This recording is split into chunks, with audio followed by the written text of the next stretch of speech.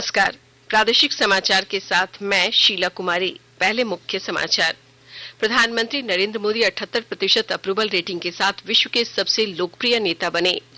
केंद्रीय गृह मंत्री अमित शाह आज देवघर में इफ्को नैनो यूरिया प्लांट का शिलान्यास करेंगे। बाबा मंदिर में भी की पूजा।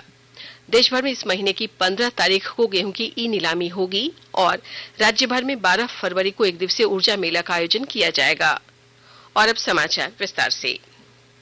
प्रधानमंत्री नरेंद्र मोदी 78% अप्रूवल रेटिंग के साथ विश्व के सबसे लोकप्रिय नेता बन गए। परामर्श कंपनी मॉर्निंग कंसल्ट के ताजा वैश्विक नेता अप्रूवल रेटिंग के अनुसार प्रधानमंत्री मोदी ने लोकप्रियता में विश्व के कई नेताओं को पीछे छोड़ दिया है।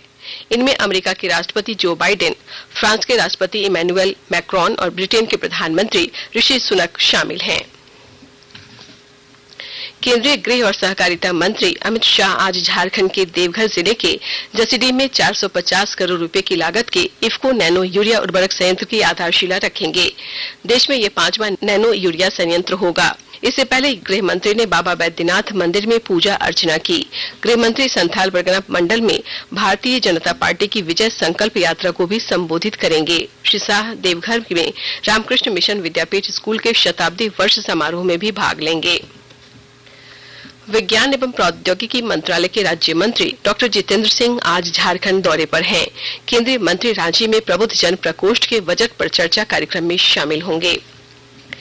झारखंड मुक्ति मोर्चा का 51वां स्थापना दिवस समारोह आज धनबाद के गोल्फ ग्राउंड में आयोजित किया जाएगा। इसे लेकर झारखंड मुक्ति मोर्चा और जिला प्रशासन की तरफ से अपने स्तर पर तैयारियों को अंतिम रूप दिया जा रहा है। कार्यक्रम में मुख्यमंत्री हेमंत सोरेन, पार्टी सुप्रीमो शिबू सोरेन समेत पार्टी के तमाम पदाधिकारी, मंत्री और विधायक शामिल होंगे। महात्मा गांधी राष्ट्रीय ग्रामीण रोजगार गारंटी अधिनियम मनरेगा के उचित कार्यान्वयन के लिए मजदूरी और सामग्री के भुगतान के लिए धन जारी करने के लिए केंद्र प्रतिबद्ध है। केंद्रीय बजट 2023-24 में मनरेगा पर बजट कटौती के मुद्दे पर ग्रामीण विकास मंत्रालय ने स्पष्टीकरण जारी किया है।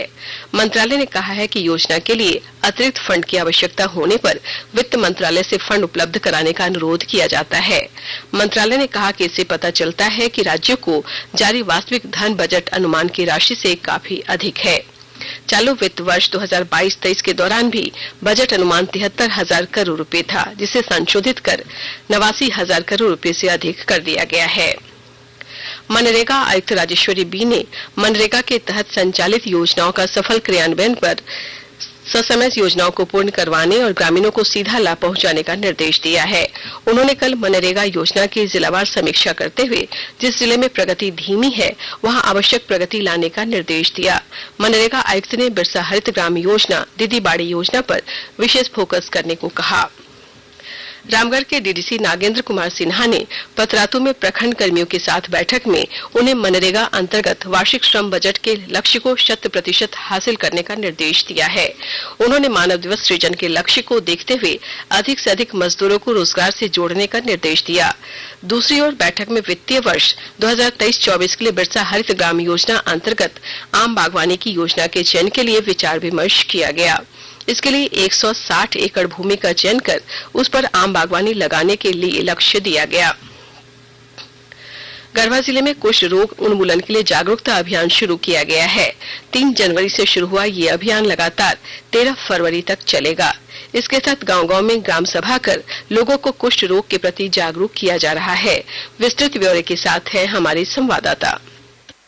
रोग उन्मूलन हेतु चलाए जा रहे जागरूकता अभियान के तहत लोगों के बीच कई तरह की गतिविधियां चलाई जा रही हैं। इसके माध्यम से लोगों को बताया जा रहा है कि कुष्ठ रोग के लक्षण होने पर लोगों को खुलकर सामने नहीं आने के कारण मरीजों को समय पर इलाज शुरू नहीं हो पा रहा है। इसके कारण कुष्ठ रोग उन्मूलन में परेशानी आ रही है। इसको देखते हुए लोगों को इसके प्रति जागरूक करने के लिए लगातार 15 दिनों तक के लिए अभियान शुरू किया गया है। 30 जनवरी से शुरू होकर यह अभियान लगातार 13 फरवरी तक चलेगा। इस दौरान प्रत्येक गांव में ग्राम सभा प्रमुख के नेतृत्व में ग्राम सभा किया जा रहा है। ग्राम सभा में डिस्ट्रिक्ट मजिस्ट्रेट द्वारा कुष्ठ रोग उन्मूलन पर दिए गए संदेश को पढ़ा जा रहा है। विनोद कुमार पाठक, आकाशवाणी समाचार, गढ़वा।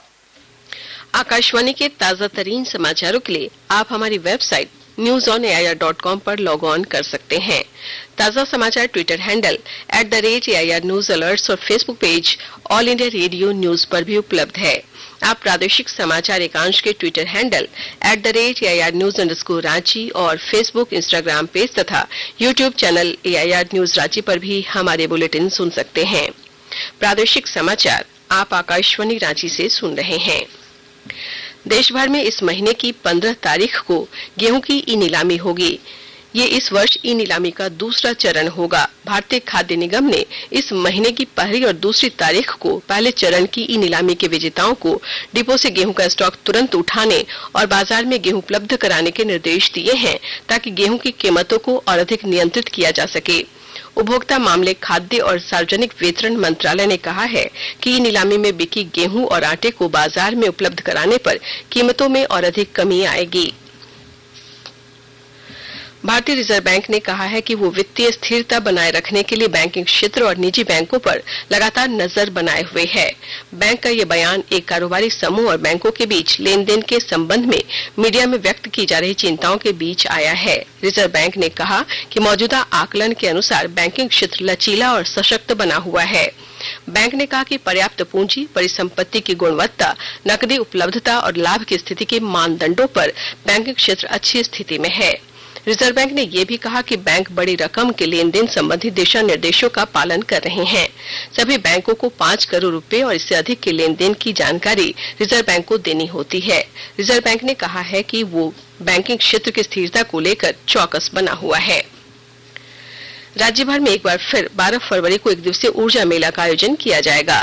झारखंड बिजली वितरण निगम लिमिटेड के निदेशक वाणिज्य मनीष कुमार ने बताया कि पिछले महीने 400 करोड़ का राजस्व वसूली किया गया। उन्होंने अधिकारियों को योजनाबद्ध तरीके से कार्य करते हुए समय पर बिलिंग और राजस्व संग्रहण का निर्देश दिया। 27 से 29 जनवरी 2023 तक उत्तर प्रदेश के बरेली में आयोजित राष्ट्रीय जूनियर ताइक्वांडो प्रतियोगिता में हजारीबाग के 2 प्रतिभागियों ने रजत और कांस्य पदक हासिल किया है। आलोक रंजन ने रजत पदक पर और बंटी कुमार ने कांस्य पदक प्राप्त किया, जबकि महिला ताइक्वांडो का द्वितीय महिला जिला स्तरीय प्रतियोगिता रामेश्वर वैली स्कूल झुमरी तिलैया कोडरमा में आयोजित किया गया। इसमें जिले की 6 महिला प्रतिभागियों ने भाग लेकर 2 स्वर्ण, 2 रजत और 2 कांस्य पदक प्राप्त किया। उपायुक्त नैन्सी सहाय ने अपने कार्यालय कक्ष में सभी खिलाड़ियों को सम्मानित किया और उनके उज्जवल भविष्य की शुभकामनाएं दी। और अब संक्षिप्त खबरें। गुमला में जिला उपायुक्त सुशांत गौरव ने नगर परिषद और बाजार समिति से जुड़े विषयों की समीक्षा की। इस दौरान उन्होंने शहरी क्षेत्र में पार्किंग, अतिक्रमण, नगरीय विकास, राजस्व वृद्धि पर जोर दिया। ई नाम पोर्टल की समीक्षा के क्रम में उपायुक्त ने अधिक से अधिक किसानों को ई नाम पोर्टल से जोड़ने का भी निर्देश दिया। सरायकेला खरसावां जिले के उप विकास आयुक्त प्रवीण कुमार गगरई की अध्यक्षता में 15वें वित्त आयोग के अंतर्गत जिला स्तरीय समिति बैठक का आयोजन किया गया। इस दौरान अर्बन हेल्थ सेंटर, पॉलीक्लिनिक और ब्लॉक पब्लिक हेल्थ यूनिट की स्थापना पर चर्चा की गई। रामगढ़ उपचुनाव को लेकर स्वीप के तहत मतदाताओं को जागरूक करने के लिए विभिन्न कार्यक्रमों का आयोजन किया जा रहा है। इसी क्रम में मतदाता जागरूकता कोषांग द्वारा कल विभिन्न क्षेत्रों में नगर परिषद के वाहनों पर लगे लाउड स्पीकर के माध्यम से लोगों को जागरूक किया गया। सिमडेगा के प्रसिद्ध धार्मिक पर्यटन स्थल श्री राम रेखा धाम में माघ पूर्णिमा के मौके पर आज से मेला का आयोजन किया गया है। अंत में मुख्य समाचार एक बार फिर। प्रधानमंत्री नरेंद्र मोदी 78% अप्रूवल रेटिंग के साथ विश्व के सबसे लोकप्रिय नेता बने। केंद्रीय गृह मंत्री अमित शाह आज देवघर में इफ्को नैनो यूरिया प्लांट का शिलान्यास करेंगे। बाबा मंदिर में भी की पूजा। देश भर में इस महीने की 15 तारीख को गेहूं की ई नीलामी होगी और राज्य भर में 12 फरवरी को एक दिवसीय ऊर्जा मेला का आयोजन किया जाएगा। इसके साथ ही आकाशवाणी रांची से प्रादेशिक समाचार का ये बुलेटिन समाप्त हुआ। नमस्कार।